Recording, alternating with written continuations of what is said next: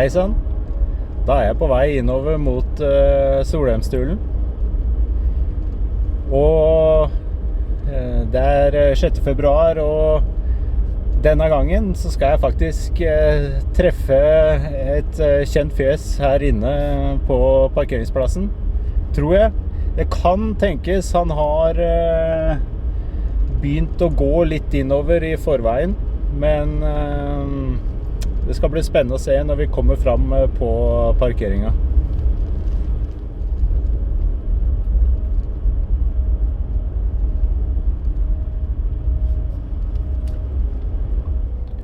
Ja, nå er jeg spent på om han fortsatt står her, eller om han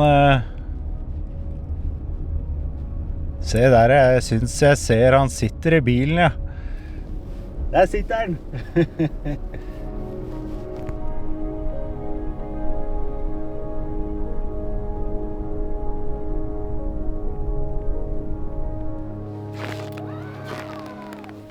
Det biter i kinnet med en gang vi går ut av bilen. Kulda er kontant, men vi kaster ikke bort et sekund.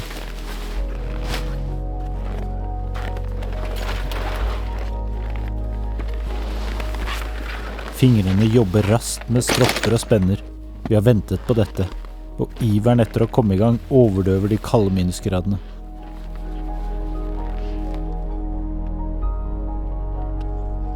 Når pulken endelig er surret og skiene klikker på plass, skjer det noe med roen. Det er bare oss, lyden av stålkanter mot hard snø og den lange, seige veien som snirkler seg oppover mot høyfjellet. Skal vi kjøre på da? Er du klar? Ja. Eventyret er i gang.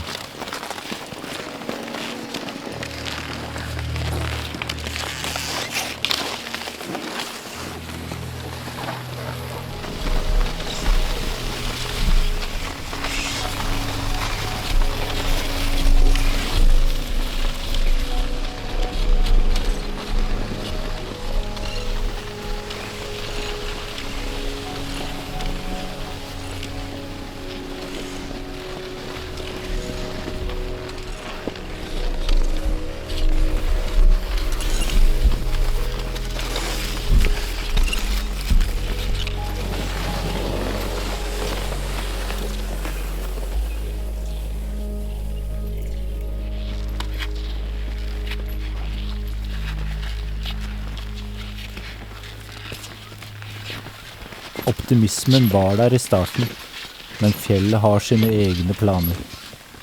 Uten et eneste spor å hvile øynene på, forsvinner gratismilene raskt.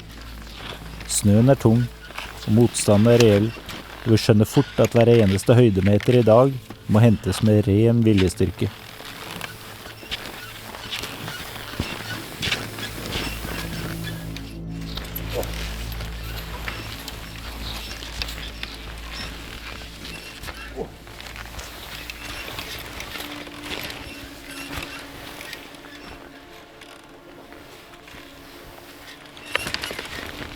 Snøen er dyp, og den tause vissheten om at dette kommer til å koste synker inn. Her er det ingen snarveier, bare ren vilje mot elementene.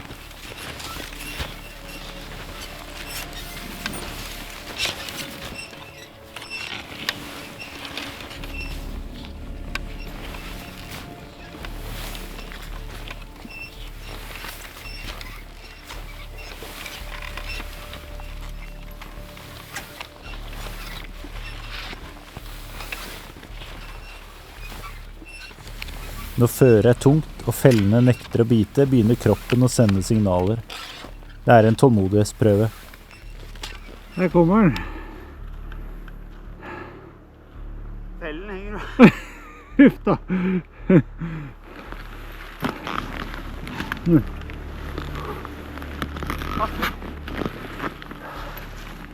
Ja, det var bra. Den skal henge og slenge, det... Det hjelper ikke i bakkene, nei. Nei. Har jo med ekstra.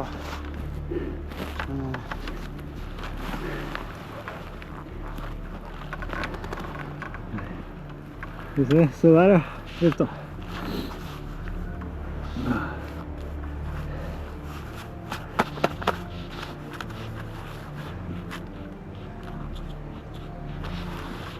Hvor er hårføneren? Hvor er hårføneren og et ekstra lim? Ja. Jeg tvinger meg selv til å stoppe, kjenne etter og gi systemet det det trenger. En sluk vann, litt rask næring. Små, viktige pauser som gjør at vi holder ut litt lenger enn hodet egentlig vil. Nå er det bortover ved det kommer et nytt vann nå, gjør ikke det? Jo. Det er litt store, Ja. og så er det opp til fange, eller til det grav. Ja. Rett fram så går det jo greit med den å ikke ha en fell, men jeg bare lurer på om jeg kludrer det til hvis jeg tar på den der andre fellen nå. Jeg vet ikke. Den var jo litt løs i enden, så jeg får se. Nå er det vel litt bortover først da, i hvert fall.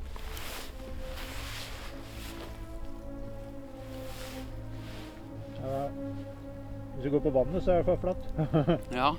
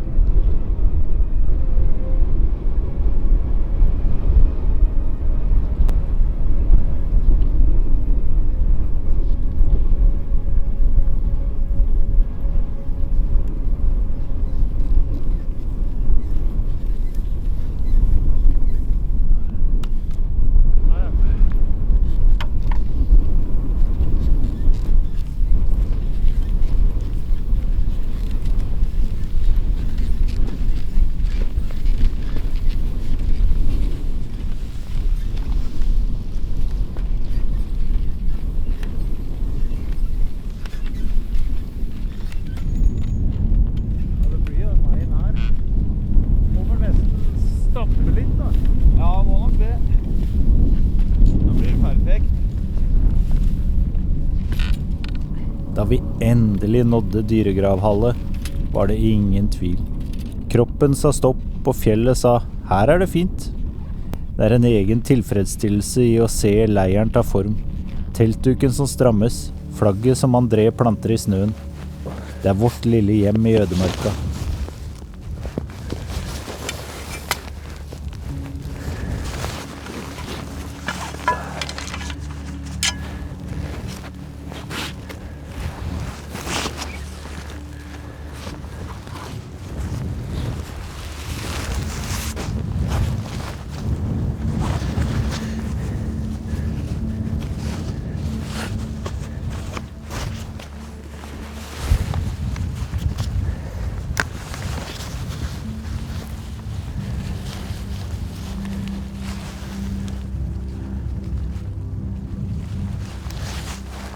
Da har jeg klipsa fast teltet i pulken, så nå stikker det ikke av.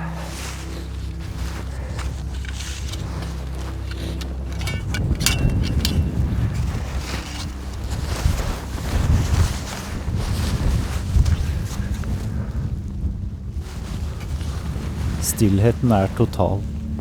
Når jeg presser teltpluggene ned, kjenner jeg motstanden fra frossen lyng under det tynne snølaget. Det er vakkert, men en påminnelse om hvor værutsatt vi faktisk er.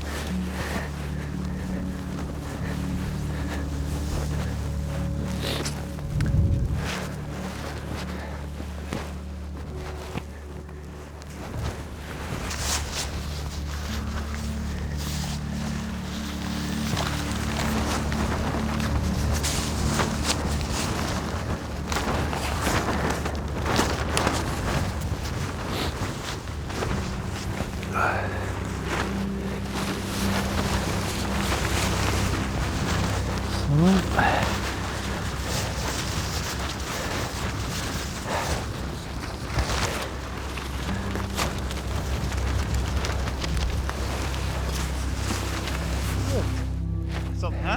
Du trenger ikke å sette fortfilm på å sette opp telt, du. Ja, du er jo samme, du da. Ah, Nå er det Men- nå fløyt det litt bedre. det gjorde det her også. Jeg så det, det gikk jo fort. Ja, I forhold Da jeg var i Tessungdalen, så var det her betraktelig bedre.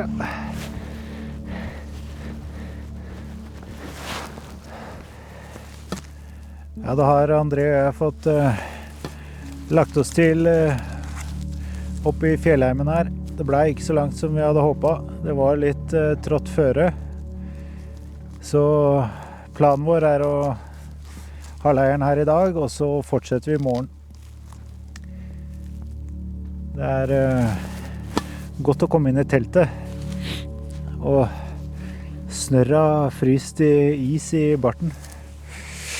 Bare lekkert.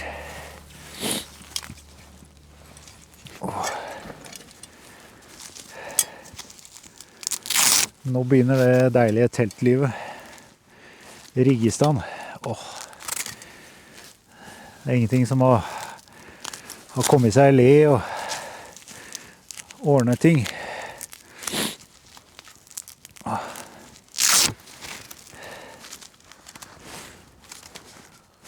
Klokka er straks 3:30 også, så når man sto opp 4:15 i dag tidlig, så begynner det å bli en stund siden både frokost og lunsj.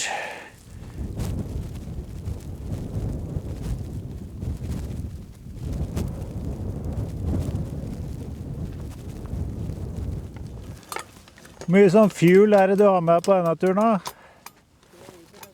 Ja, det er samme som jeg har det.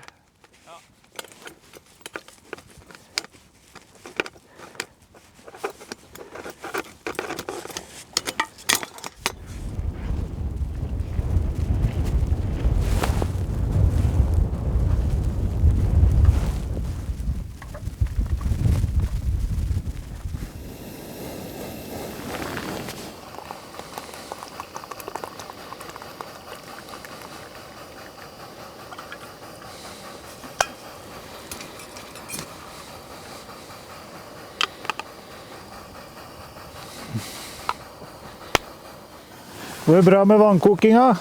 Ja, det går litt sakte. Jeg lurer på om den brenneren, jeg startet den litt før han var ordentlig forvarmet. Åja. Han brenner jo litt sånn greit, så det... Jeg har litt rare, det er en flamme som sleiker litt, så jeg skal ta på skruna og så rense den dypa litt mer, tenker jeg. Ok, ja. Du da? Jo, jeg er på første kjelen nå. Men jeg hadde litt varmt vann igjen på termosen, så jeg startet en kaffekopp. Ja, det er bra. Det var vel egentlig du som skulle hatt den da, siden du ikke har hatt kaffe i dag. Ja, det går bra. Nå er det spennende ting som foregår i teltet her. Det er snøsmelting for å få drikkevann. Så det er godt å ha litt sånn varmt på en sånn flaske og sitte og varme seg på. Det blir litt kjølig på fingrene. André var ikke helt fornøyd med teltstrekken sin, så han er ute og fikser noen barduner nå, tror jeg. Men nå straks så skal jeg få satt i gang med Vidda spesial, for nå er jeg sulten. Klokka er blitt 4:30.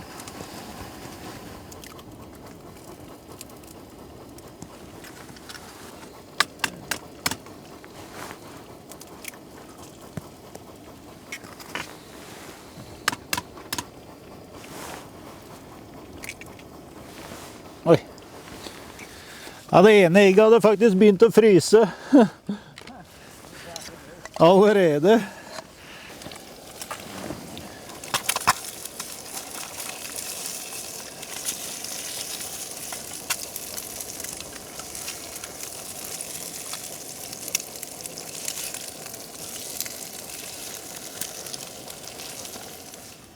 Da ble det endelig middag.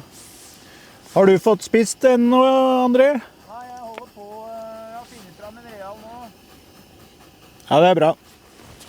Nå fikk jeg endelig Vidda spesial. Inne i teltet er det en annen verden.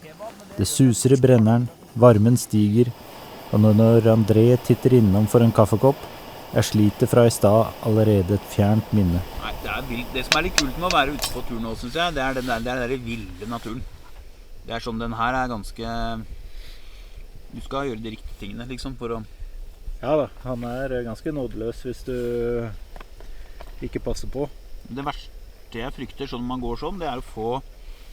Ja, sånn som jeg fikk når, jeg vet ikke om det var deg jeg ringte, ja. Så gikk jeg bare og kjente på det i byen, eller i Kongsberg var det da. Sånn plutselig sånn, for da hadde jeg ikke spist lunsj, og så var det en del stress. Og sånn kaldsvetting, og du får helt skjelven når jeg går ned på meny, og så bare tar jeg en potetgullpose, og så åpner jeg, så bare begynner jeg å spise, og så henter jeg en sjokolade. Tenkte jeg, her trenger jeg noe næring. Ja. Hvis du får noe sånt noe oppi her, på vinteren liksom, Ja. når du må jobbe litt for å så finne fram noe å spise da, og så er kanskje ja, pålegget fryst da. Det er liksom, du har ikke den... Jeg tok en bit av en Snickers. Og i Da holdt jo tillegg tennene på, er ikke sant? god kald på fingrene da, så blir det vanskelig å åpne ting også. Ja. Så det også hele tiden å spise, sånn som når vi stoppet og tok litt snacks oppover, Ja, det er ganske, det er viktig, tenker jeg. Når vi gikk over ved Hardangervidda i fjor, var det ikke noe så kaldt som det her. Kaldest var kanskje, vet ikke, minus 15. Og det er en helt annen... Det er ikke så stor forskjell, synes jeg, fra minus 15 til minus, eller fra minus 10 til minus 15, men sånn fra minus 10 til minus 20, det skjer, minus 20 synes jeg skjer noe.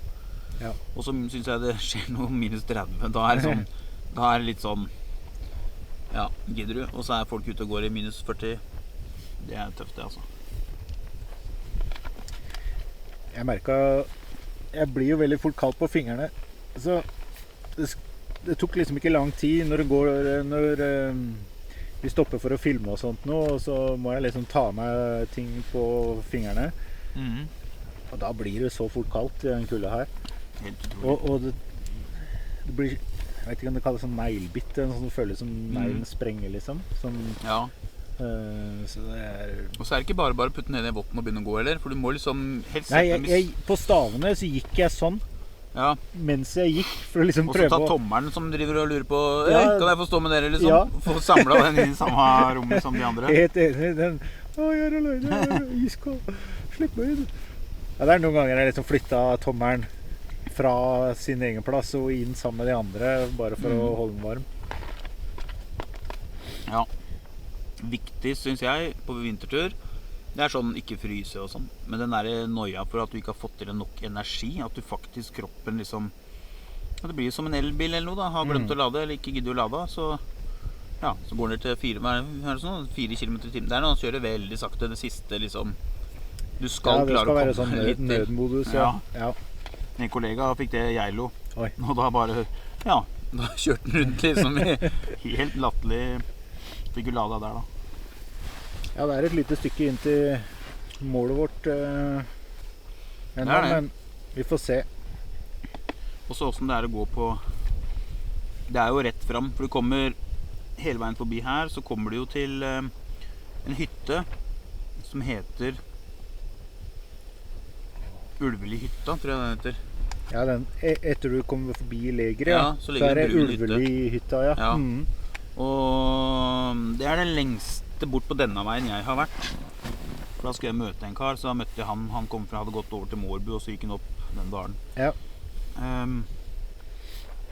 Og derifra er det jo ned, eller rett frem da, til Skrykken. Og det går sånn slakt nedover mot Skrykken. Ja. Jeg har vært en tur inn til Skrykken der, og så gikk jeg om dagfiskekjønnet der. Og så tok jeg kom, hva er det heter? Kom ned over egentlig ikke over Høljabråtet, og så kom jeg ned Nordskarvet, heter det. Så jeg kom Ja. ned ut den dalen midt på vannet her, det skarvvattnet. Du har den Ja, bratte veggen. der, ja. Og så har du det fjellet som begynner over Yes. Ulveli. Akkurat den dalen som kommer ut der Yep. kom jeg. Ja, og der inne har jeg, for der har jeg vært på ski når den heter Ulvelinuten eller noe sånt, den toppen bak Ulveli leger, tror jeg. Ja. Der gikk vi liksom vestover, og så rundt den oppå, veldig fint område, så ryper og greier. Men jeg har jo vært jeg gikk jo opp fra Høljabråtet når jeg lå inne i Heitvassdalen og fant ut at jeg hadde en dag mindre enn jeg hadde, Å ja. det var regnfær. Og da drar jeg derifra, da ble det en natt der, ja. Og da drar jeg derfra dagen etterpå, og da går jeg ned til det så jo ikke ut der etter ATV-kjøring eller traktor, eller gud vet hva de har brukt. Og Og så følger jeg den slepa opp til Høljabråtet der. Ja. Men dagen etter, når jeg overnattet der, så går jeg østover, for da skulle jeg ned til, ikke Solheimstulen, men den andre bortafor dalen der. Åan? Ja. Og da surrer jeg oppe i det området, kommer til et stort vann, så renner en sånn elv, så er det sånn elvsystem, så renner masse ørret som vaker. Var det? Ja, og det her var siste dagen som det var fiske da, så jeg fisket jo der og fikk 2 fine ørret og spiste og koset meg. Nydelig. Ja, der var det fint altså. Så bare gått opp dit og bare vært der en helg og koset seg, det har jeg lyst til. Da parkerer du på Åan da, og så går du over den der hengebrua ved fossen da, eller? Ja, så nå gikk jo jeg den stien som var på sørsida, den elva oppover. Ja. Men når jeg kom dit, så gikk jeg opp til Gjertsjøen, og så skulle jeg bare krysse over der når det ble dagen etter. Jeg bare telta, og så tenkte jeg det går fint. Men jeg valgte å ikke ta sjansen. Ja, lågen er ganske stor også. Ja, og der var det sånn, ja, det er det man sier, hadde sikkert gått fint. Men det vet jeg liksom ikke, for at hvis det ikke hadde gått fint, så er det ganske, så kan du flyte et stykke nedover før det bikker da. Men det er litt sånn... Ja, du kommer til Larvik. Ja, du kommer ut til Larvik. Jeg kan hoppe i Kongsberg da. Ja. Men jeg gleder meg til såposen nå, for nå har jeg 2 vannflasker nedi der. Ja, det har jeg også. Ja. Så det er i hvert fall bra. Og så lurer jeg på om jeg skal skifte, nå må jeg fikse brenneren først da. Jeg skrur opp den dysa også. Men jeg tenkte før vi rusler bort, du var jo litt sånn uheldig start på den turen din her, var du ikke da? Det var flere ting. Ja. Egentlig så skulle denne turen vært forrige helg. Men da var det jobb som gjorde at jeg ikke dro på tur. Og så løste ikke det seg noe mer. Så det at, men nå valgte jeg bare, nå må jeg dra. Og så da hadde jeg jo en uke til på pakke, og det var jo fint. For det hadde jeg ikke forrige. Da kom jeg rett fra Sverige, og så skulle jeg dra av gårde. Ja, det tar tid å pakke til en vintertur. Altså. Ja, og det er så ålreit å bruke litt tid på det. Ja, være litt mer forberedt. Hvis du stresser, så glemmer du ting, garantert. Hvis du har tida på deg, så er det lettere å huske på alt. Ja, og nå glemte jeg bare de campstøvlene på en uke. Det var ikke mye å glemme på en uke, det synes jeg var bra. Nei. Men ja, og så skulle jeg jo opp til Lillehammer. Så jeg overnatta hos et vennepar i Bromma først, kjørte videre til Lillehammer. Tenkte først at det var 20 minutter unna, det var 3 kvarter. Ja, ja. Det er jo, men det er ikke noe minor. Det var ikke noe signal som jeg tenkte at... Og så gjør jeg meg ferdig i Lillehammer, og så kjører jeg da over til Dokka, og der har ikke jeg kjørt den veien. Jeg tenkte jeg måtte kjøre over til Fagernes, men du kommer ned i Gol, og så var det bare å fortsette oppover mot Hemsedal, og så ta til venstre mot Ål og... Hva heter det for det? Det er Flå, Ål, Hol. Hol og Ål er det vel jeg passerte. Ja, fordi du skulle da kjøre til Geilo, og så ta Dagali det sto mellom Nes... Ja, til Solheimstulen. Ja, det var helt fett om jeg tok Nesbyen eller Dag. Og det er lenger å kjøre fra Lillehammer hit enn hjemmefra, så det var sånn. Men ok, det ble en tur. Og så kommer jeg da rett... Hvis du kommer fra Kongsberg da, så kjører du oppover mot Uvdal, så skal du svinge til venstre mot Jøndalen. Så kjører du videre på hovedveien bare i stedet for å svinge, så kommer det til en hårnålsving etter 1 kilometer. Og da har det allerede vært en sånn parkeringsplass hvor man kan sitte på kjetting hvis du er lastebil. Og jeg kommer jo ovenfra, kommer ned som første bil bak en lastebil som står ytterst i den svingen. Så tenker jeg, jøss, har han fått problemer? Ja, ja.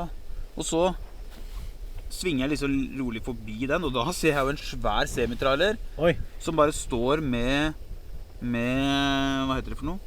Tralla, er det det? Nei, tralla er vel hengeren. Og så heter vel lastebilen er vel, lastebilen da, som vi kjenner fra vi var små. Den sto jo oppe på veien, så det som har skjedd er at den har kjørt oppover, så har den begynt å skli bakover, og så har hengeren da, bare tralla da, bare rett ut i, altså den står jo 5-6 meter ut i grøfta. Og så går jeg ut av bilen, og så prater jeg med noen som står ved siden av der. Og så sier jeg bare, jeg er utlending på tur uten kjetting. Ja, det er helt riktig. Og så sier jeg, og så sier de, ja, han står jo der med 2 kjettinger nå. Det er det han har, 2 rustne kjettinger som skal bruke, og så driver han og styrer liksom. Ja, etter ulykken har skjedd, ja. Det er bra. Ja, for han skulle komme seg opp, og det er sånn, det der går ikke liksom. Nei. Alle som har dyttet en bil eller sett, altså scenario er, men det var kanskje i panikk, jeg vet ikke. Og så spurte jeg de, for jeg kan jo kjøre liksom tilbake igjen, og så forbi, altså langs Tunnhovd eller Pålsbufjorden og Tunnhovd og så ned til Rødberg. Og det var liksom, det tok lang tid. Men så sier de, det en vei som åpen nå, det en av etappene på Numedalsrally, gjennom skogen. Så jeg skulle kjøre Torsetvegen, hva det heter. Så jeg skulle kjøre opp forbi Torsetvannet, og så første inn til høyre. Og så var jeg veldig skeptisk, hvordan den veien? Og så var det flere som skulle kjøre, som jeg snakket med, som hadde kommet bak meg da. Og de skulle jo bare noen 100 meter nedenfor den lastebilen, det var ikke sjans. Nei. Og da kjørte vi, da var jeg faktisk alene gjennom skogen der. Så en elg og møtte på en elg da, som, så jeg bremsa jo, så bare forsvant den ut i veien, ut i siden. Og så møtte jeg en bil. Han ble litt skuffet da, for han ventet på rallybilen. Ja. Han tenkte, jøsses, her har jeg god tid. Jeg er vant med at det går litt unna. Alle må skydde seg. Ja. Og så kom jeg ned til, så kjører jeg nedover, så ser jeg det står Uvdal til høyre ned en sånn vei, så tenkte jeg, nei, tilfelle den stengt i andre enden, det gidder jeg ikke. Så jeg kjørte bare den veien jeg skulle, og kom ned til Rødberg. Og så hadde jeg lagt inn på GPS-en Rødberg. Men når jeg nærmer meg ned der, så ser jeg det at her kan jeg svinge til høyre før. Så jeg kjørte ned, så var jeg innom den matbutikken som var der. Og da møtte jeg 2 veldig glade og hyggelige gutter. Så spurte jeg, hei, du, kommer dere ovenifra nå? Nei da, de skulle på hyttetur, så de kom nedenifra. Så, ja, hvor det skal hen da? Og så forklarte de var ikke så godt kjent da. Men så forstår jeg, hvis du skal på hytte der som de sa oppå, rett før akkurat liksom høyden, tenkte jeg, det må jo være forbi den. Så la han inn adressa, så så vi på Google Maps, bare en sånn rød strek hele veien opp. Så da ser jeg, der kommer du faktisk ikke forbi. Og jeg tenker sånn, og de som sto og så det, og den der blir jo ikke berget. Det var noen som snakket om at Rødberg har ikke en stor nok bergingsbil. Og skal du få gjort noe med den, så må du sikkert komme ovenifra for å få, jeg vet ikke. Men du må ha tak i de der Ice Road, nei, hva heter det for noe? De der norske... Jo, ikke det Ice Road Truckers? Eller? Ja, eller de der norske som har blitt filmet når de er ute og kjører med den der redningsbilen. Og det har de sikkert i Geilo. Og så sier hun i kassa på matbutikken, ja, det der de kjører ut nå om dagen. Det liksom, det her var ikke helt nytt. Standard prosedyre. Ja, men jeg tenker jo, altså, men du må jo se litt på kartet da. Jeg skal der, skal jeg over det fjellet, ja. Og så hadde jo vinterdekk da. Men den svingen der, tenker jeg sånn, den lei på sommeren nå, liksom. Ja, den krapp, altså. Men han, og hadde jeg ikke stoppet og gått på do i Hol, så hadde jeg vært forbi. Ja, så hadde du rekket det. Ja. Men da fikk jeg meg en tur. Og da bestemte jeg meg for, glad for det nå da, hadde jeg begynt å gå, for jeg tenkte sånn, ja, podcast, og så rusler jeg opp der på 3 timer, og så begynner jeg å gå rolig mot Skrykken, liksom. Ja. Men det var ikke verre, så jeg hadde jeg sånn som jeg var, sliten og litt lei, og vært et par sånne... Møtt på de kneikene vi hadde uten noe spor her. Uten spor. Ja, det hadde ikke vært på kvelden, klokka 10:30. Ja, i mørten. Nei, så jeg koset meg glugg i bilen faktisk. Og så vurderte jeg jo det, og jeg glad, for jeg tenkte nå, så jeg begynner å gå nå, så tenkte jeg ikke noe vits, sånn, og for hvis jeg går, så blir jeg drive og kveme oppi her, og vente på deg, som jeg kanskje hadde kommet 2 timer senere. For planen var jo at du egentlig skulle gå innover i forveien, og så skulle jeg komme etter og møte deg inn på fjellet her. For da kunne jeg dreie den sånn at jeg bare pakket ned teltet, og så møttes vi. Ja. Men når jeg ikke hadde noe telt, og skulle gått i dag, og ventet på deg, da blir det jo litt sånn, ja, så går det kanskje også litt sakte, og så begynner det å fryse litt, og så blir det litt sånn der noe med... Så jeg var glad jeg ventet i bilen, og så gikk vi sammen. Ja. Det litt kos å sette innover her også, selv om det ikke akkurat det beste før også, så det... Ja. Det i hvert fall ingen andre her inne, det sikkert og visst. Ja, det jo ikke engang en skuter som har... Men, du savner den skuteren, skjønner du? Ja, men så tenkte jeg sånn oppover, ikke nødvendigvis noe lettere når de ikke har noen feller nå faktisk da. Nei. Når de ligger igjen nedi her. Oi, nå tror jeg fyren... Hadde ikke han fått mer betalt, så. Men du har ikke brukt opp den store flaska der i dag? Den var ikke helt full. Nei. Hvor mye... Jeg har brukt 800... Det kan bare være trykket som Ja.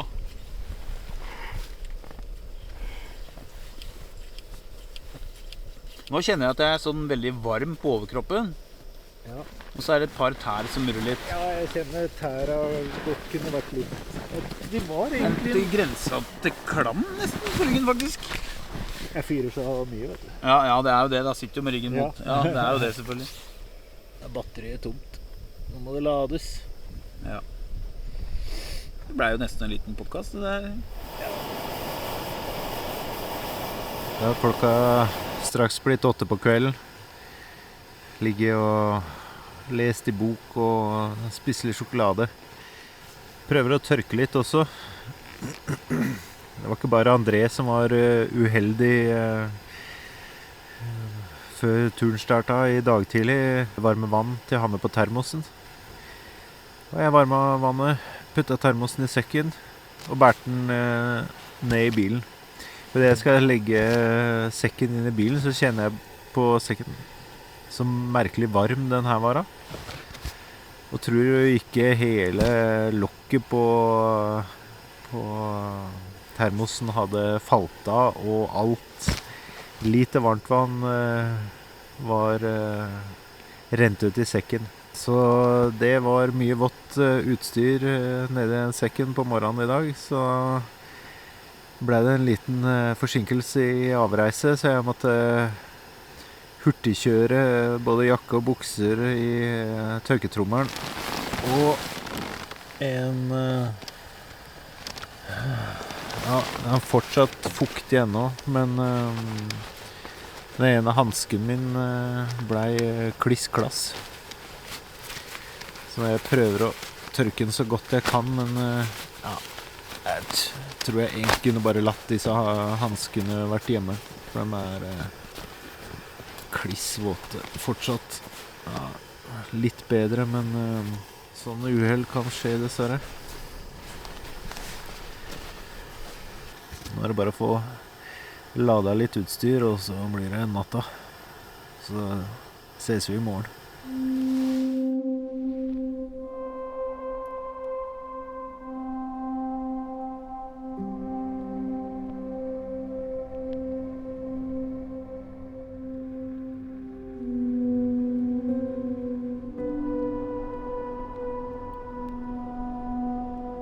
God morgen. Klokka er 9:15. Jeg har fått i meg frokost og kaffe, så alt er bare vel. Lett snø i lufta. Planen egentlig var jo for André og meg å gå videre innover mot Jansbu, men når André sine feller ikke sitter ordentlig fast på skia, så er det vanskelig å dra pulk, altså. Så vi ser etter alternativer vi kan finne på i dag. Mest sannsynligvis lar vi teltene stå her de er, og så utforsker vi litt bare på skia det vi klarer. Vi ligger jo ved dyregravshallet, akkurat oppe i nordøstenden av Skarvsvannet. Og jeg driver nå og kikker på kartet om det er noe spennende steder vi kan titte på og utforske når vi først er her. Vanligvis går man bare videre forbi innover, men det kan jo være litt gøy å titte litt rundt her også. Det er en akkurat nå er det minus 10 grader ute, så er det ikke sånn voldsomt kaldt heldigvis.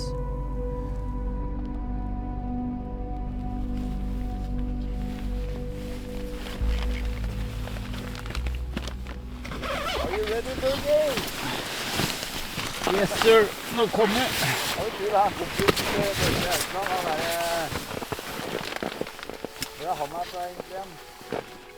Hvem?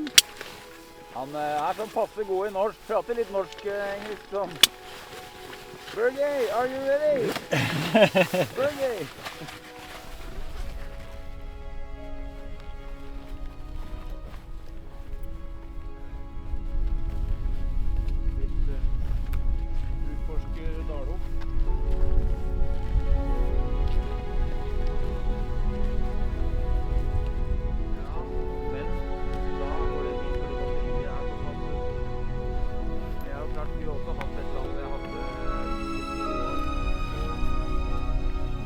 Ja, skal vi teste skia da, André? Vi gjør det.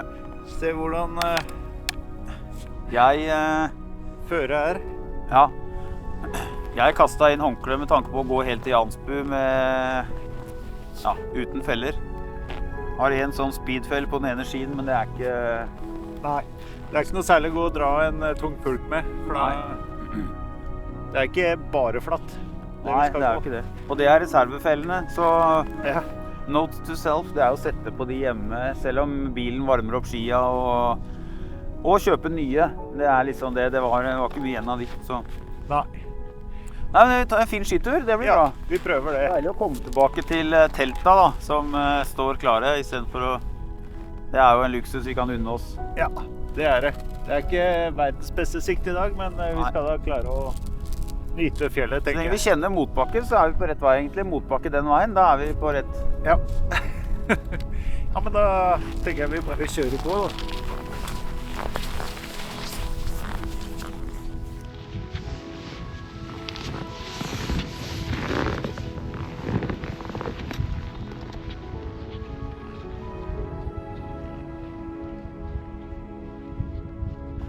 Ja, André, da er vi oppe i her fjellheimen.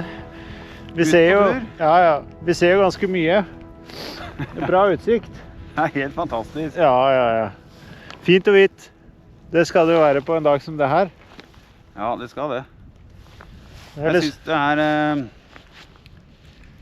Men jeg synes det er fint å få rørt seg litt. Men det blir Ja. mye stillesitting i teltet. Ja, vi skulle egentlig rørt oss mye mer, men Ja. å dra den pulken uten felleski er vel ikke akkurat aktuelt. Så... Men ja.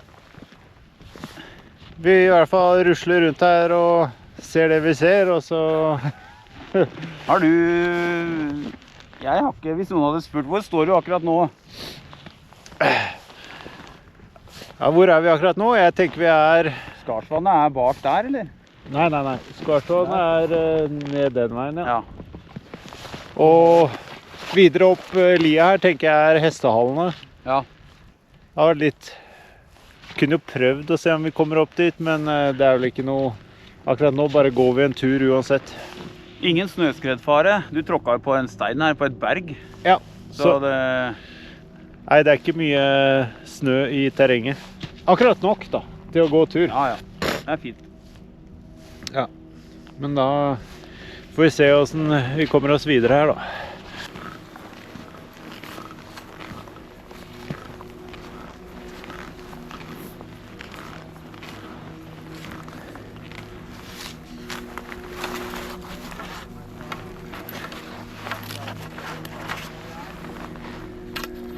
Det er for en varde, men Og så forsvinner alt. Verden blir visket ut. Ingen horisont, ingen konturer, bare hvitt. Vi stoler på teknologien, men GPS-en begynner å danse. Vi må frem med det gode gamle kompasset. Deilig. Etter det som føles som en evighet med korrigeringer og tvil, skjer det utrolige. Brått står vi der, ansikt til ansikt med våre egne telt.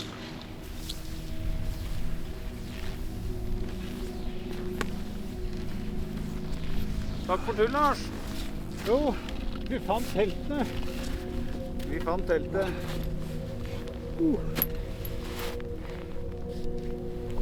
Så vidt.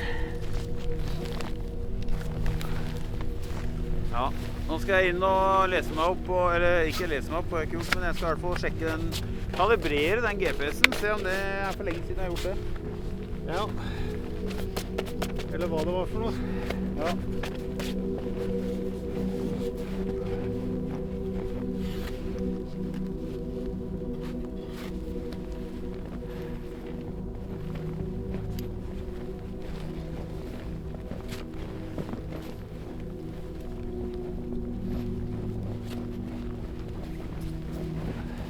Det var ikke bare å finne tilbake igjen hit, altså, for du blir ganske retningsvill når du går i sånn konstant whiteout. For jeg ville egentlig holde mer til høyre, men så plutselig så vi teltene nede til venstre. Så skal være forsiktig. Vi var jo bare en liten 3 kilometers runde, og det var flere ganger vi måtte stoppe opp og liksom skal vi trekke høyre eller venstre nå? Så kom vi over et annet telt litt innenfor i dalen her, da, hvor det var en kar som hadde slått seg til. Han hadde visst gått forbi teltene våre i går kveld, men vi stakk bortom da, bare for å hilse på. Så det var hyggelig å se at andre også utnytter fjellet. Nå nærmer det seg egentlig lunsjtid, kjenner jeg. Nå skal jeg få litt fyr på primusen, og så blir det kos.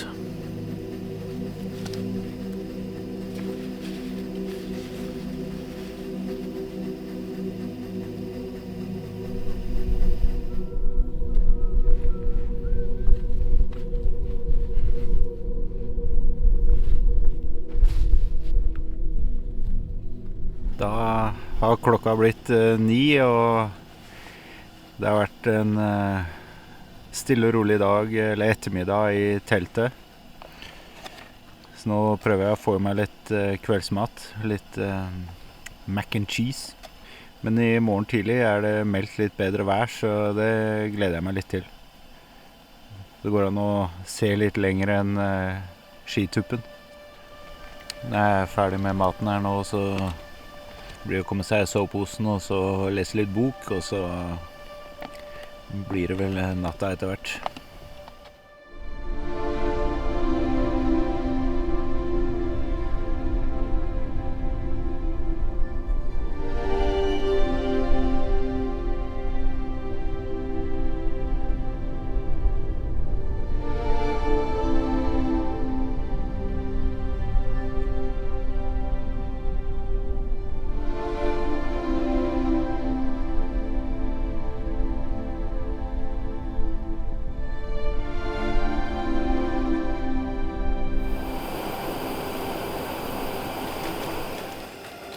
Det er noe helt eget ved den siste morgenen.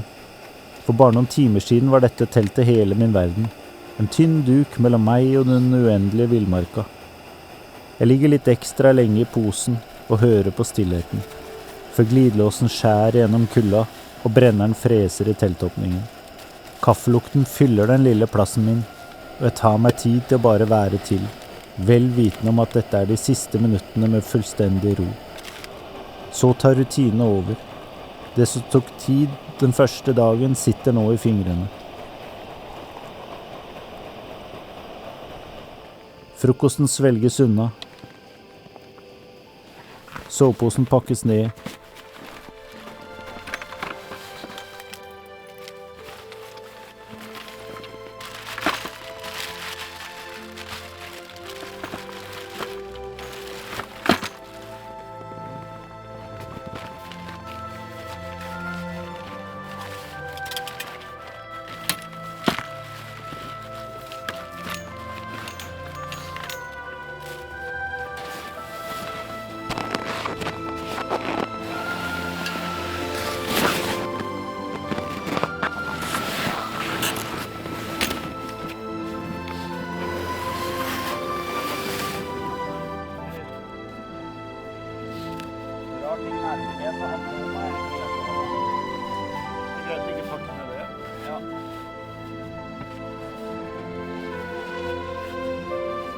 Og jeg napper teltpluggene ut av den frosne snøen med bestemte tak.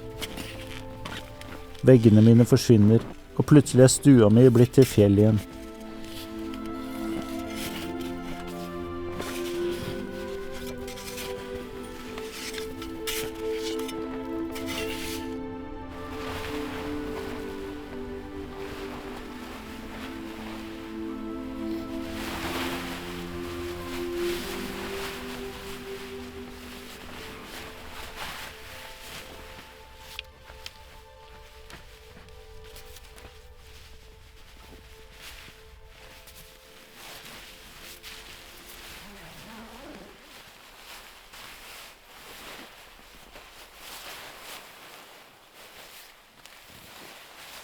Alt er stuet, alt er stroppet. Pulken venter, og er klar for de siste kilometerne hjem. Jeg må ta av den der dunjakka før vi begynner å gå. Ja. Skal du være good da?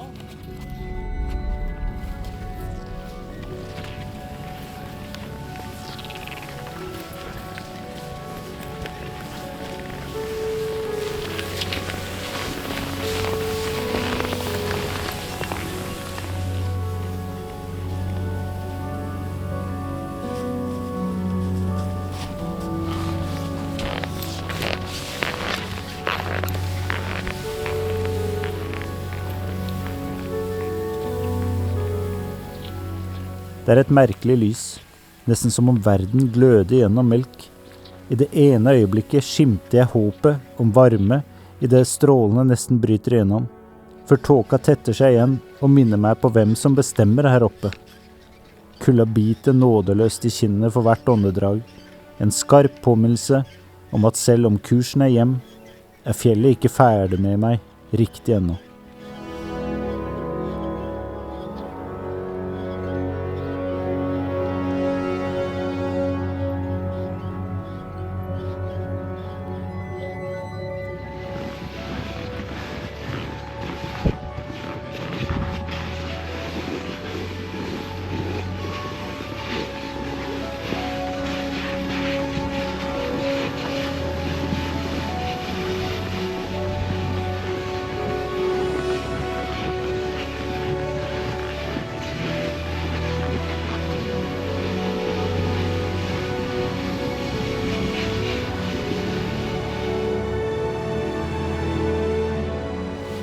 Fin tur det her da.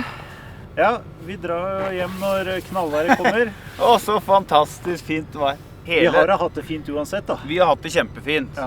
Og det prosjektet som jeg så for meg, hvordan den her skulle bli, det var litt tidlig ute. Men det ble en oppladning til den ordentlige turen, tenker jeg. Og så det jo litt som han nevnte han ved siden av her også, som vi møtte på inne i teltet, som hadde gått litt forbi oss, at det liksom ikke kjørt med scooter enda, men man sitter og har de abstinenser som må bare bli en tur. Ja, må bare komme seg ut. Som litt lenger enn Blefjell, som liksom litt sånn, for det var jo i hvert fall for meg da. Jeg synes det her var krevende nok, å bakse seg opp der etter deg som hadde tråkket opp. Du gikk jo foran og tråkket som en sånn elg. Men formen min ikke god nok til å så... Men det til side, turen og området, fantastisk. Ja. Solheimsturen en knallstart på Hardangervidda uansett. Og du går gjennom den der flotte bjørkeskogen innover. Så, og i hvert fall i dag med det der rimet og sånn sola gjennom skyene og sånt, så det var kjempevakkert. Men jeg synes det var gøy at vi fikk tatt en tur sammen da. Ja. Det var det. For vi begge hadde lyst til å dra på tur, og så bare, hvorfor kan vi ikke møtes her oppe?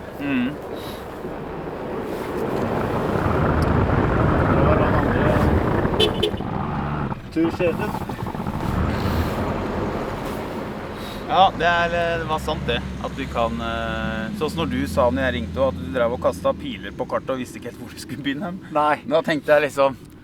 Nei, men jeg siktet meg inn på Solheimsturen og utgangspunkt derfra. Så da var det liksom veldig greit å bare kunne dra sammen. Ja, det aldri feil å starte herifra heller, for det enkel vei flere steder inn på vidda. Selv om vi ikke så mye vidde denne gangen da. Nei, det var litt dårlig sikt. Det var bare skygger av noe fjell langt unna. Ja. Det været også har jo vært, de har ikke vært helt på jobb. Det var ikke så lett å navigere i går, det kan vi si. Det var...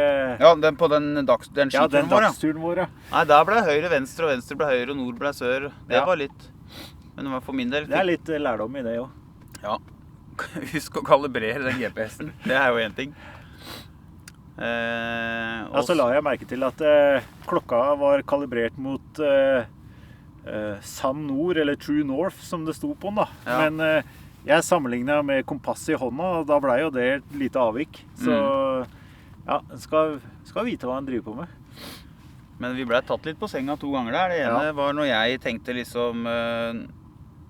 at vi skulle ta en U-sving nedover til venstre, og du mente vi skulle til høyre. Da vi uenige.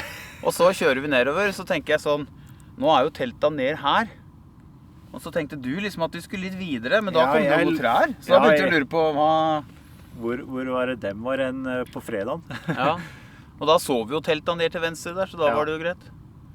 Men de kom og gikk, så det å gå sånn innover i fjellet med en liten sekk på ryggen og håpe at du finner en hytta du skal til, jeg synes det greit å ha det teltet bakpå der. Ja, helt klart. Men bare for å runde av da, så håper vi vel at vi får tatt en skitur til sammen før sesongen over. Det må vi få til. Ja, nå har vi jo feiret påske sammen de 2 siste årene også. Skal ikke se bort fra at det blir en tredje igjen. Så har vi jo et prosjekt også, så vi får se litt hvordan vi må snakke litt om det også. Ja. Så Men det var kjempegøy å ha deg med på tur som vanlig, André. i like måte. Veldig, som alltid, artig å dra på tur sammen med deg. Så ble vi enige med at vi må ta en sommertur, og vi har vært stort sett når det er greit og kaldt. Vi har liksom ikke sånn ligge og... Jeg vet at du må lære meg å fiske. Vi tar en fisketur til sommeren. Ja. Der har jeg noe å lære. Og da... Ja, det blir bra. Og da sier jeg som jeg alltid har gjort. Synes dette her var en fin film, så gi en tommel opp.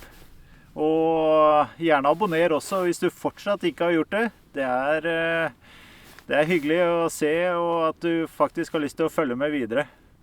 Og sjekk ut også Fjellmann77 hvis du ikke har gjort det.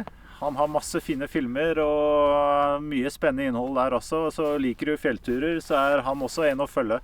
Takk for det. Og det er alltid hyggelig med noen som kommenterer på videoen og kommer med spørsmål og kanskje tips til tursteder for eksempel. Så det er bare å gi tilbakemelding. Det setter jeg også veldig pris på, de som kommenterer. Altså, det er kjempegøy. Og da er det bare å si, da ses vi i neste eventyr. Ha det bra. Herlig.